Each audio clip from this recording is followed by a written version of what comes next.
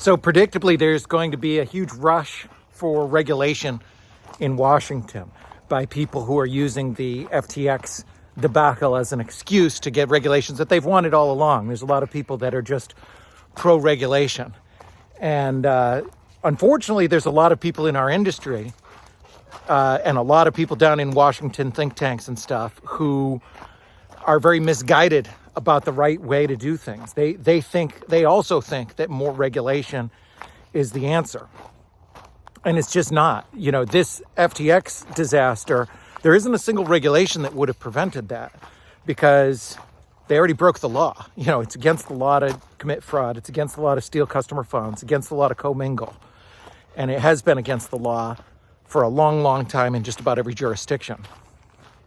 So the idea that more laws would have prevented this is just incorrect. Better enforcement is something that government can do. Better enforcement of existing fraud. There's all kinds of fraud. I mean, there's tons and tons and tons of fraud that the government, for whatever reason, doesn't seem to pay much attention to. So better enforcement, I mean, fraud should be illegal, and it is. Theft should be illegal, and it is. If we had better enforcement of those things, that's something that, you know, I think everybody can agree on. But as far as if you're trying to prevent something like this, as tempting as it may seem to think, oh, let's just get more regulation, a bigger government, more Gary Genslers, more politicians, more power. What that leads to is more of a honeypot for more SBFs and Ryan Salamis and others who go and donate a bunch of money to politicians in exchange for influence and then get favorable regulatory treatment out of it. It doesn't make anything more fair. It just makes a larger bureaucracy that robs from the taxpayers. So, more regulation is not the answer. The regulation that we can push for is self-regulation. Our industry, just in the last couple of weeks, as every time that this happens, we've improved security. There's a lot more people talking about taking your coins off exchanges. There's a lot more people talking about proof of reserves. There's a lot more people talking about, using devices where you keep your coins offline and then plug in, while you're doing trades, which apparently, I think with Ledger wallets, that was possible with FTX.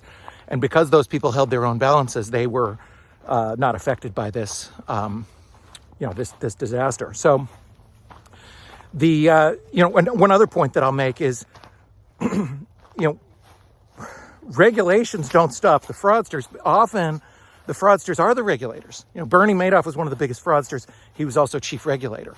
And we have a lot of really serious questions about what's going on with this FTX thing and their coziness in Washington, D.C., where, Sam and his staff were the darlings of D.C. just 2 weeks ago.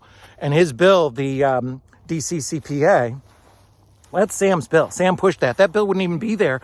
Nobody would even be talking about it if not for the millions of dollars that Sam stole to fund that. Yet they're still talking about it. Even people in our industry, Ryan Selkis and Brian Armstrong, both seemed to be supportive of it yesterday.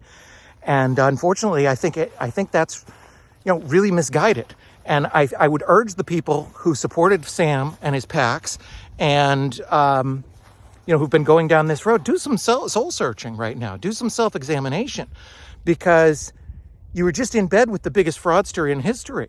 And if you think that he had our interest in line with his PACs and everything, he stole everything, but coincidentally he happened to pick all good, honest people and good, honest bills that were going to do the right thing. I don't buy that. I know the bill wasn't good because I looked at it. It wasn't a good bill. If you look back to 3 weeks ago, I was arguing with Sam about it on Twitter, which was a big risk for me at the time because Sam was the big shot that everybody loved. So who was right? Was I right or was Sam right about the regulation? A lot of people seem to think that Sam was right because they're still supporting him.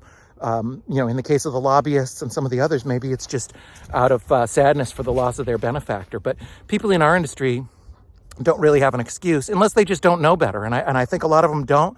And they haven't done that self-examination and stopped and thought like, gee, maybe you're wrong. Maybe self-regulation is the key. I know I'm the crazy redneck libertarian from New Hampshire, but am I wrong?